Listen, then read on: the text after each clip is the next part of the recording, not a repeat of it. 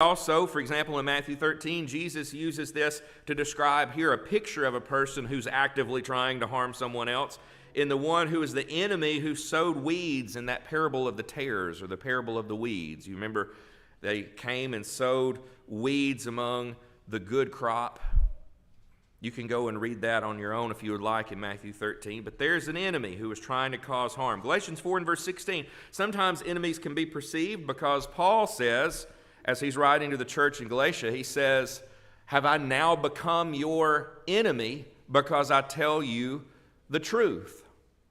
Because he was opposing them from where they were, their perception, they would have seen him as what? An enemy. It's also in Colossians 1 and verse 21, where we read, except it's not translated there as enemy in most places, it's the idea of being hostile in mind. Matter of fact, if you look at that with me for just a moment, there's a few things around it that I think are worth making note of. Colossians chapter 1.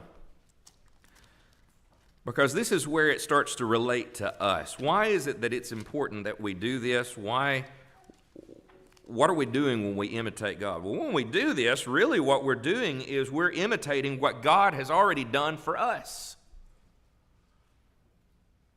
Because you and I are not always grateful, are we?